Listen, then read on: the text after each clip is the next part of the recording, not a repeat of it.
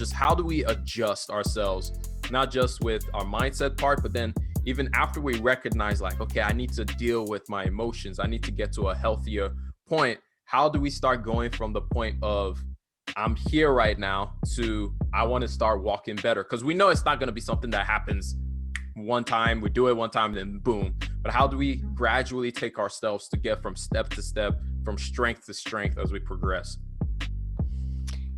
Well, I think the fact that you're listening to this podcast, you've already taken the first step, right? And so you have to know that you're already done that. Yeah. And what's that like for you? I would ask, how's it feel to take that first step? And it might be a little scared. You might be feeling a little nervous. You might, again, all sorts of emotion can come up there.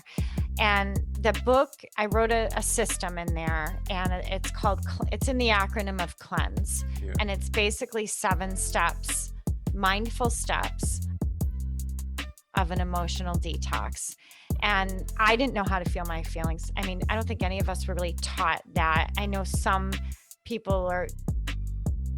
children are being, you're a lot younger than I am, so maybe you've been exposed to more mindfulness stuff than I wasn't exposed to anything. But the thing with an emotional detox that's a little different is yes, I'm teaching you mindful tools, but I'm also making you aware of how do I bury, right? You have to kind of recognize that. What am I doing to keep my feelings away? I'll tell you a story related to money.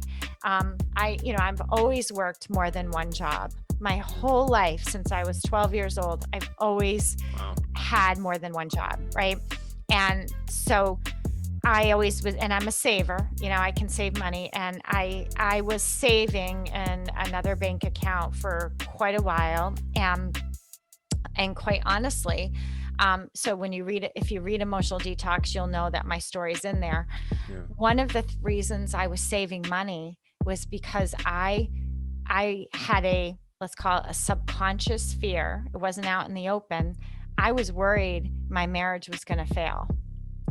And there was a part of me that felt like I got to make sure I'm okay.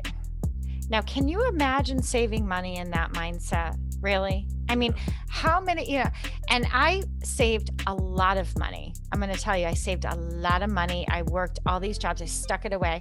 And I'll never forget when the bank statement came home and my husband's like, where did this money come from?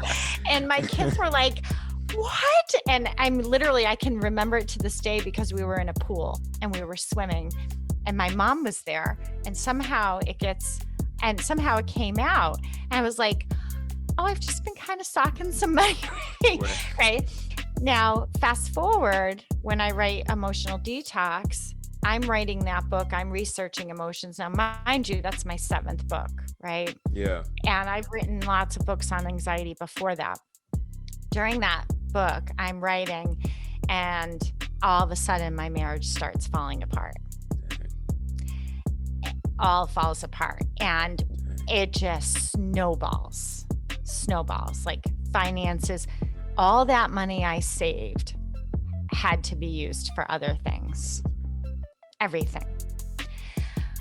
And I was like, oh, that took me like 10 years. I was like 10 years of and so I will tell you, I have it all back. Okay. But it's different this time. Yeah. It doesn't come from that place. I'm not hiding, and I have a beautiful marriage, and I'm married to the same man. Imagine that. Wow. That's awesome. So it's written in Emotional Detox, and he's doing better. We had to feel what was coming up. Yeah. We both had a lot of emotions that we were burying. And that was one of the ways that I was trying to control my emotions, was to just hide and prepare. And if you keep preparing, like everything's going to fall apart, it will fall apart. Yeah. It will. So, I don't prepare to fall apart anymore. I prepare for a life of of fulfillment and growth and expansion and love.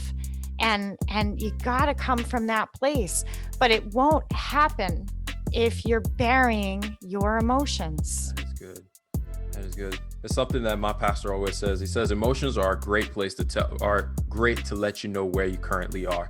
And it's good to, like, if you embrace your emotions and it tells you like, okay, this is where I am right now.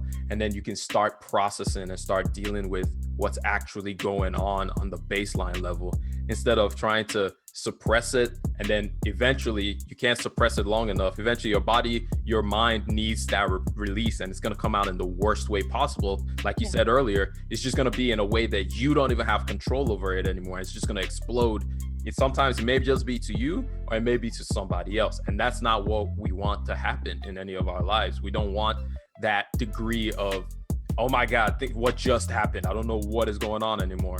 And thank you so much for sharing your story with us. I really appreciate it. I know that a lot of us just took that story. I know for me, I just took that story like, oh dang, that's a lot to be learned from that experience, for sure. I hope you enjoyed that little snippet of the Rambling Mind podcast. If you want more of the Rambling Mind podcast, or if you want to listen to the whole episode that you just heard, go check it out on any podcast listening platform, whether that be Anchor, Spotify, Google Podcasts, Apple Podcasts, Breaker, Stitcher. I could go on, but you guys already know which podcast you love to use to listen to. So go check it out. Link down in the description as well. I'm going to catch y'all later. Peace.